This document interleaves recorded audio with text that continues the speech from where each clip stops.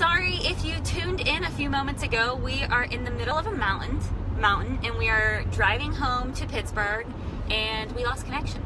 So if we lose connection again, I will come back. We will come back. But the first part of what I said before was the worst thing that I did in the process of struggling with my infertility was not only ignoring my feelings and not being able to understand how I really felt about what I was going through, but also ignoring the feelings of my family and the person who was right there alongside with me the entire time, and that was my husband. So if you've been watching my videos all week long, you know that I've kind of been expanding upon not only how I ignored the feelings of others and the things that it did to keep me more depressed and to keep me locked inside my depression. So for those that don't know me, my name is Shannon Wooten. I am a lifestyle and fertility coach. I help women who feel disconnected from their bodies heal by owning infertility sucks, you don't. So today I'm really excited to do this interview with my husband, and I want to say a few things first. First and foremost, I'm super appreciative that he is my husband, and he, as I say in my videos, if you've ever seen them, he is my ride or die homie. He always has my back, and he supported me through this entire journey. Number one. Number two, he agreed to do this. I did not tell him to do this. I asked him if it would be okay to share his side of things with you all, and he agreed and said yes. So without further ado, I prepared some questions that I'm going to ask him, and he's going to answer honestly. My husband is a very open book, and if you don't know him, you'll get to know him, and you'll get to see that side of honesty. If you've watched any of my videos before, you know that I am an open book as well. I say all the cuss words. I'm 100% myself, and if you are cool and down with that about me, then you're definitely going to need to be cool and down with that about him. So this is my husband, Scott. Say hey. Hey, babe. Say hey. I'm kind of like Ricky Bobby when I'm being filmed, so just get used to it. I'm super awkward. He doesn't know what to do with his hands, his face, like anything. Mostly my face. I don't have the hands problem. I just have like weird facial expressions. Well, the hands are under control because we're driving. So first and foremost, again, I said that you gave me permission to do this, to ask you any questions. There's no way in hell that I would ever be able to be like, you're doing this, because he would be like, the hell I am. I'm not doing this. So I'm going to just jump right in. The first question that I have is, how did you feel? I wrote them down. I'm a prepared girl. I said, how did you feel when you first found out about our infertility diagnosis? I don't know that there was ever a specific moment that I felt like we had a diagnosis of infertility. There's always this process of like, well, if we try this, then you might get pregnant, or we might be able to have a baby if we do this, or the next thing. So like, I don't know that there was a specific moment where it was like, we're infertile and we're not going to have babies. I don't know that I still feel that way all the way. If I'm 100% honest, that I feel like we're infertile. I think that it hasn't worked out for us, but I was more tired of the whole struggle of like, everything in our life revolves around this one thing that we can't do. So let's change everything about our life because of this one thing that we can't do.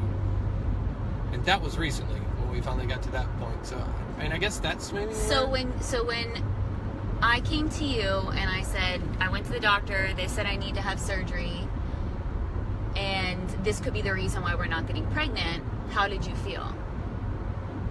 Well, when you were getting surgery because of, like, maybe this is why we aren't...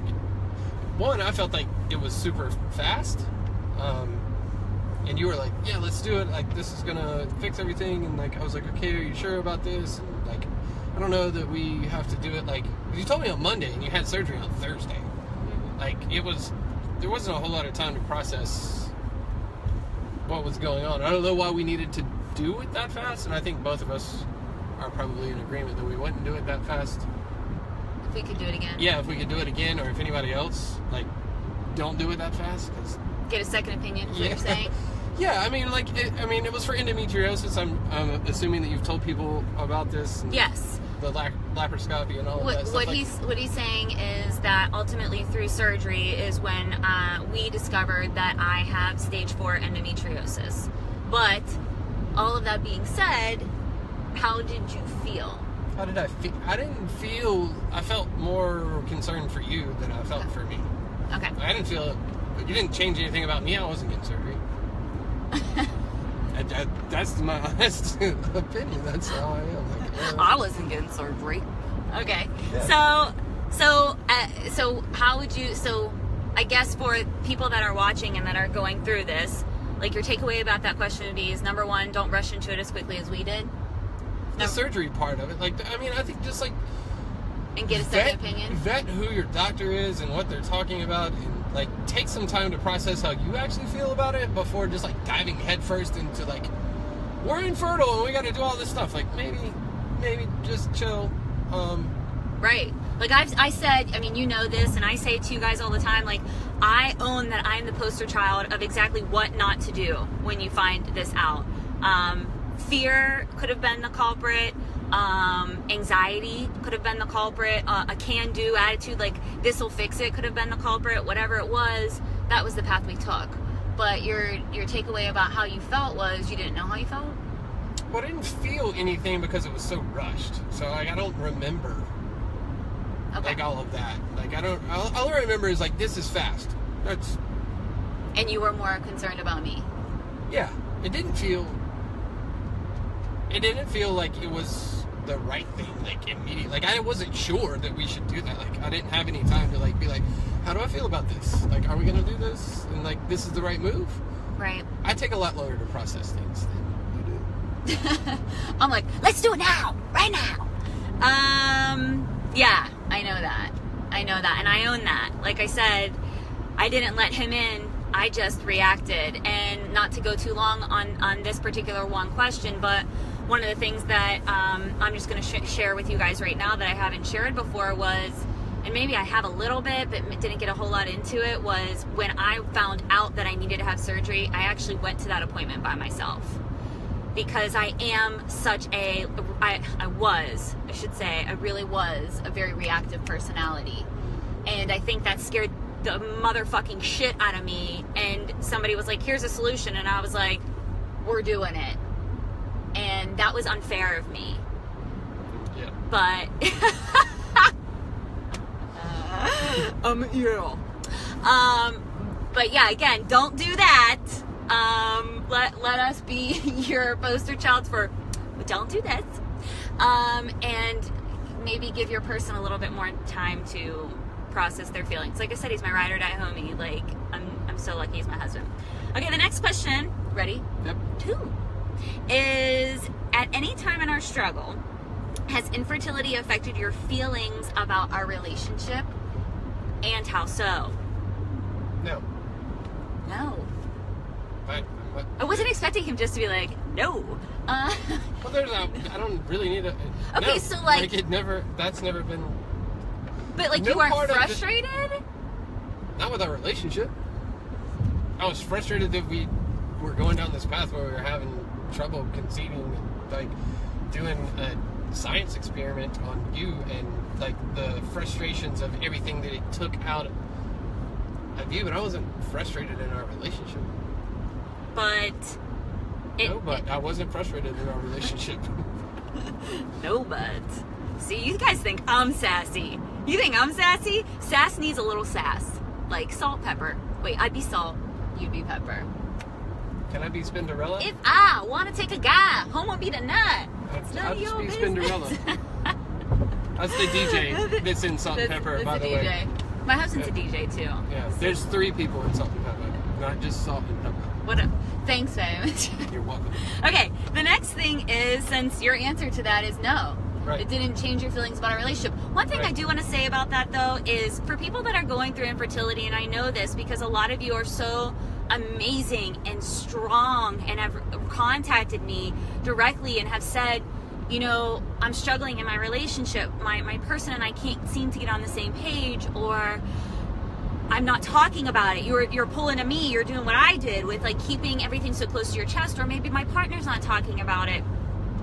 Be open to the fact that they may have a completely separate reaction to what you're doing or what you're thinking, right? Because like me knee-jerking and going into everything, like you obviously we weren't on the same page. Like, that's something we can be honest about. Like, it may have not changed the way you feel about me or me about you, but it probably, I mean, be honest, like, it probably is a little bit frustrating, right? Like, I was just barreling 100 miles an hour ahead.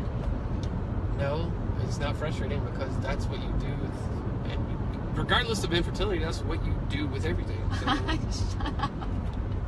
Like, clean the house, like great things, like good things, like clean the house. I'm a super freak about cleaning. Okay, all right.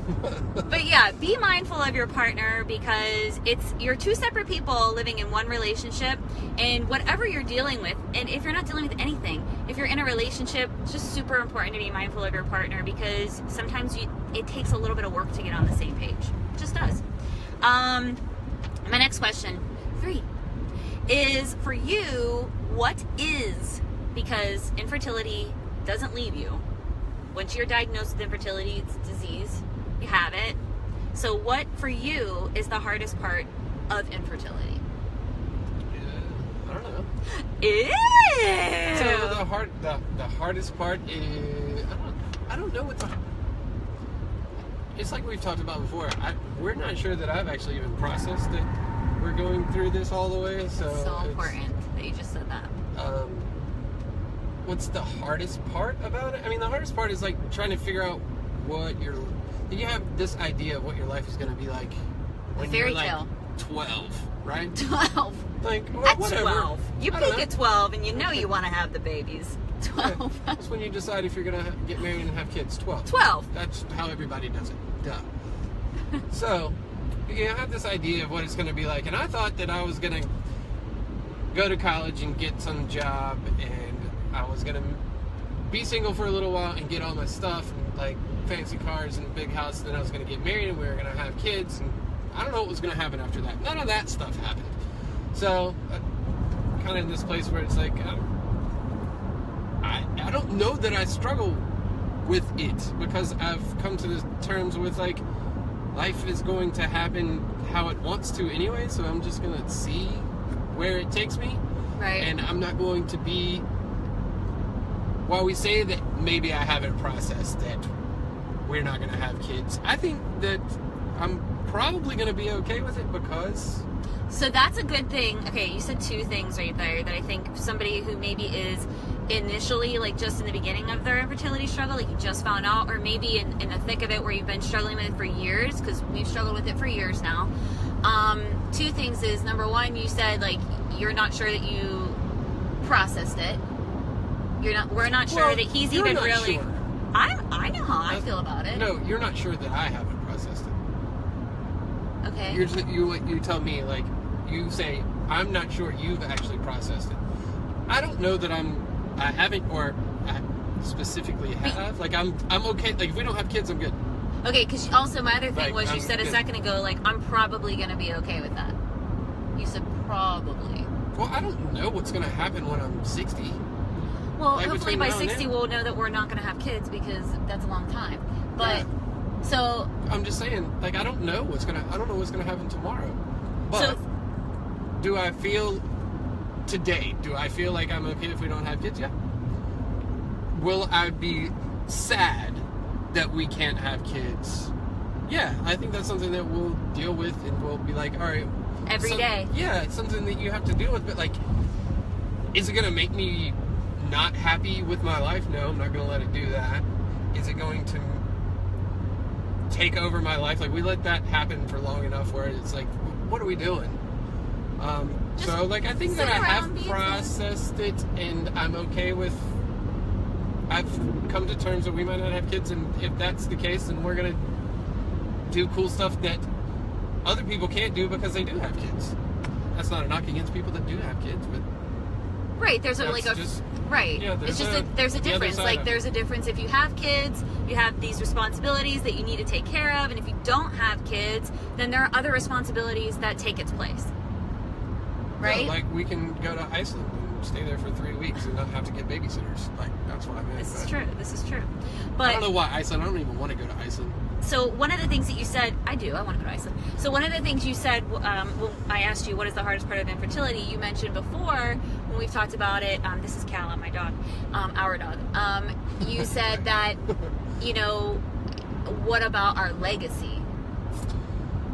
Yeah, and that's something that I think everyone that can't have kids Contemplates like, about what's it. your legacy? Like, when we talked about it, you said your kids aren't really your legacy anyway, which is true, because your legacy is your legacy whether you have kids or you don't have kids. It's like, how do you leave your mark on the world? Right. Like, and in our conversation, like, the backstory to that was kind of like I was feeling emotional about what I do for a living, and we were talking about that, and like, does it matter? So that was kind of in a different. I was emotional about it, but it was like, okay, if this fails, like, you did, and I don't have kids, like, what is my thing? What did I leave behind? What do I leave behind? But like, when I look at it, after that was a week ago or something like that. When I looked at it, yeah, only a week ago. But when I look back at it, it's like, even if I had kids, it wouldn't be like that's what I left behind. Like, yeah, I named the kid, but it still wouldn't change. Like, if I was more concerned about what I was doing, did it matter? Right, but for somebody who is struggling with this, somebody who is thinking, okay, what can I be prepared for, is the hardest part of this struggle. What would you tell them? There's nothing you can do about it. Even from a male perspective, because, you know, a lot of women are plagued with this because, you know, whether they have endometriosis or polycystic ovaries or, you know, premenopausal symptoms, there's that male perspective because, you know, the guys are necessary in there too. You know, you need them to make a baby. There's plenty of guys that are probably at fault for the infertility too. There's no fault. There's no fault. Okay. There's no blame. All right. It is apologies for using the wrong word. Well, it's sensitive, right? Yeah, it's super sensitive, and it's important. So what would you say to them? Here's what I'm going to tell you. For me, here's a word of advice. Here's the hardest part that I felt about this. The hardest part is that you can't do anything about it, because, like, if you're searching for a solution to a problem that, it's like, you can't find it. There's no answer. Like, and some people have the theory, like, there's a solution to every problem, but I don't necessarily feel like that's true. Sometimes there's just problems, like, but what about this? There's a sinkhole. Like, use this for example. Like, if you're sleeping and there's a sinkhole under your bed, like that dude in Florida, and you just disappear, like, the sinkhole eats you. Like, there's nothing you can do about it. That family is sad. Their son, husband, friend roping it back in. Roping you back in. Yeah, I'm saying, but there is absolutely nothing that they can do about it. It's kind of like that with infertility. Like, that's a good example, actually. You can do about it. Like, it happened.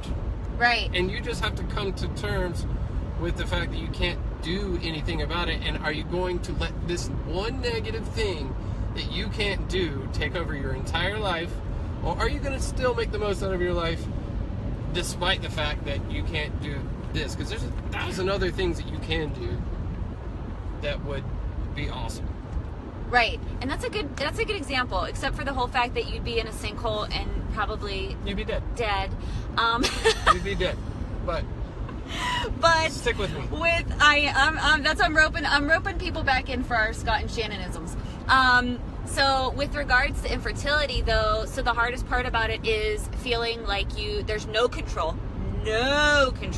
Like, had the surgery, both went through infertility treatments, tried holistic methods, tried Western medicine methods, and everything was always going to be out of our control. It's like rolling dice and gambling.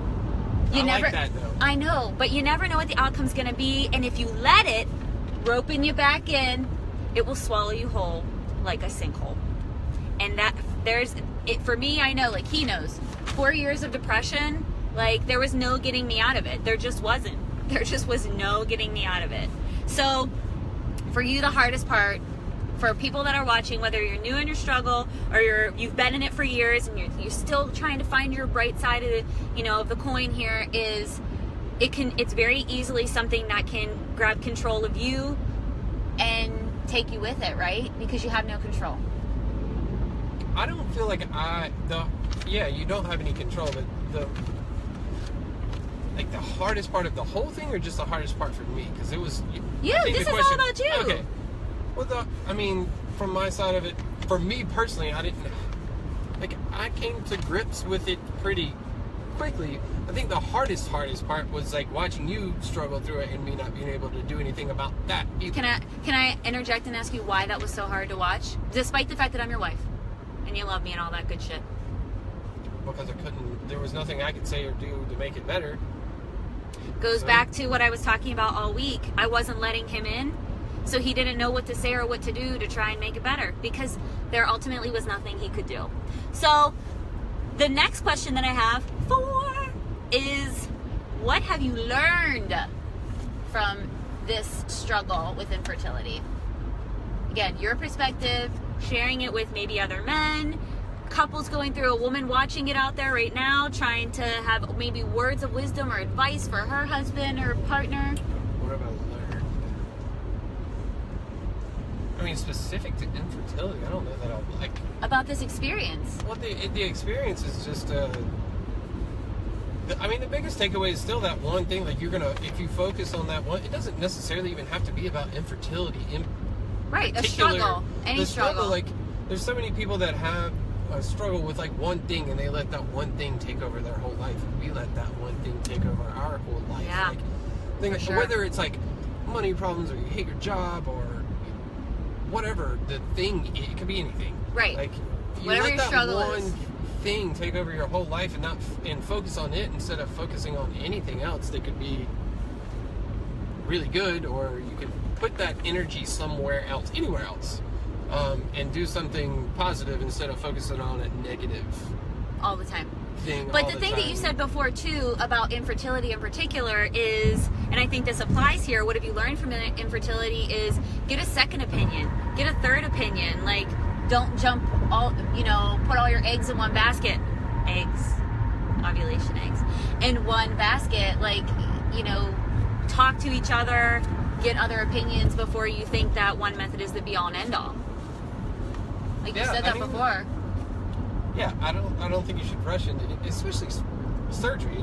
That's kind of, looking back at it, I should have put my foot down a little harder. I don't think that would have mattered anyway, but I should have said, you would have done it anyway. Like, you would have left work and you would have gone and had surgery, and I would have been at work not knowing that you're having surgery, and that would have been worse. I would have not done that. That's a little aggressive. I don't know. You're pretty strong-willed. But that's neither here nor there. The infertility thing is such a sensitive thing. Like, everybody, right, your natural instincts are going to tell you, okay, what can we do about this? Because it's just like anything else. Like, I have a cold. What can I do about this? Oh, you can take this medicine and it'll make you better because the doctor said so. Right. That one doctor might not be right. So for you. Yeah. Right. Because how many other doctors did we go to until we found our acupuncture doctor who we felt like really listened to us, and that was like 4 years into it, almost.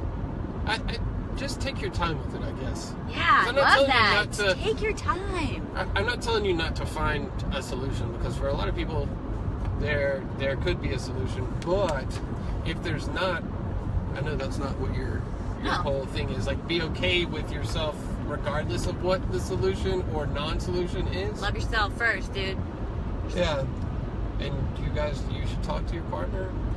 So also you would have been a little bit more aggressive with saying, like, hey, talk to me, like, listen to me, like, maybe kind of put yourself in front of your partner and both take active roles in owning, like, hey, I think that this is kind of going a little bit too fast.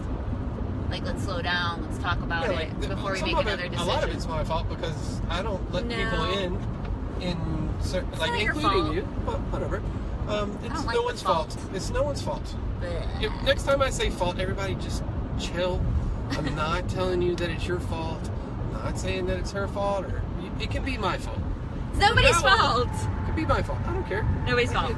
But it's my fault because I don't always let you in either.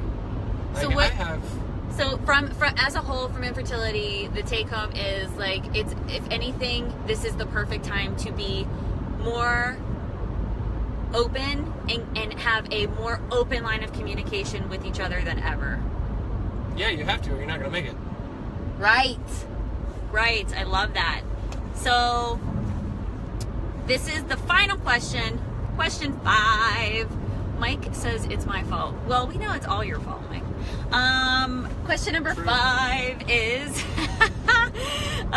give me one positive that you can think about that came from this whole experience. We enjoy life more. Like doing things together. And We enjoy life more? I do. Like, I'm more receptive to, like, the good parts of... Ooh, I love things. it. Because the... Love that. Are you not? Yeah. Are you not? This is not my question and answer section. This is my show for you. But I'll take this show over right now. For me, I'm completely more appreciative, more open, more positive of our whole life. Like, everybody in it, you guys, everybody that's having a dialogue and a conversation about this, but just in general, like, I'm more passionate about my life now than I was before. And I don't know, some people say that you go through a struggle and it, like, opens you up, kind of like after you exfoliate your face, it opens up all your pores. Like, it opens you up to your whole life. Like, it opens you up to seeing everything in a different light. And it, like, struggling through infertility really did that. It also taught me that I needed to be more open to what you said and your opinions, and just stop, like, barreling through our relationship. Like, that's a problem I had. But, so your positive is... Not focusing on the negative. I mean, I think it just made it more... I always was kind of the bright side guy anyway, but I think that it made me... Why are you laughing? That's true. I think about all the times that you get upset, and I'm like, look at the bright side. You're like, don't tell me the bright side of this. I want to be mad about this for as long as possible. I think you're talking about my road rage. Yeah. I'm like, I don't think that is worth all the negative. But about infertility, like, but what... It's still, like, it was... I think that it made me more appreciative for the good stuff.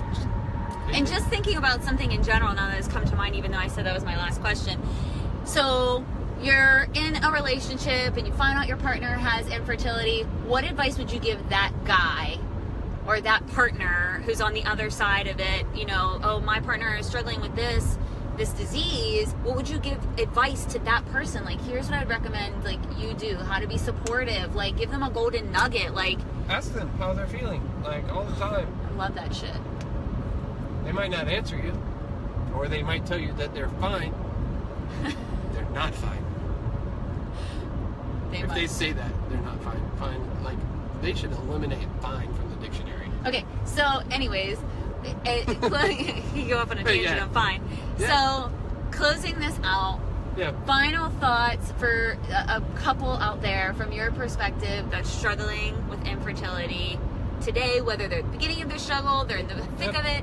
They have to talk to each other, and if they don't talk to each other, like, you really just have to be on the same page. And if you're not on the same page, it's going to be really difficult. I'm not going to say you're not going to make it, but it's going to be really difficult because you guys are going to end up on two different paths and divide your relationship right in half. It will. You're going to end up at a fork in the road. One of you's going to go right and the other one's going to go left, and you guys are going to... One of you's going to be in West Virginia and the other one's going to be in Maryland somewhere, and that's no good. I'm not going to either of those places. You struggle with geography, so you can get back to each other. You're not that far apart in West Virginia. Side story, we saw a license plate today that said Nova Scotia, and I was like, where's that? Like, England? She thought they drove their car from England. I am the worst geographically disinclined person ever in life. So, what I want to say, thank you to my husband for doing this on our drive to Pittsburgh. So I wanted to give you guys an opportunity. I know all week long I've been talking about how I am responsible for the fact that I neglected the feelings of my entire family, all of my friends, and namely the person that was in the middle of the struggle with me every single day, this guy right here. I'm super, super guilty of that. I hold that very close to my chest, but I don't beat myself up over it because he's my person. and I'm very open with him. And a piece of advice that I would give about your infertility struggle while you're in the middle of it is, yes, to echo his statements, be completely open in everything that you're feeling. Like, there were times where I just like freaked the fuck out. Like, I was just like, ah! Like, I can't fucking take this anymore. And he would just kind of be there and just let me have that moment. And there were times where I would say to him, right, like, don't say anything. Just let me get this out of my head and, like, don't say anything, right? Like, there were so many times I would just have a brain dump because I needed to get it out. Like, I was gonna go insane. Number one, so be super, super, super open in your communication with your partner if you can. If you're having a hard time even being open and honest in your communication, tell them that, right? Be like, I'm so in my feelings right now. And then number three is be each other's friend. And twerk. And twerk? Yeah, gotta have fun. Like strip teases? Like I didn't sexy, say that. Like, sexy time, very nice, right? sure, why not? No, so yeah, do that. Be sexy, because like infertility, that struggle, especially if you're going through the IUIs and injection, that can become really redundant. But what I truly mean is be each other's friend first. You have the relationship, you have the marriage, but be each other's friend. Like, you tell your friend everything.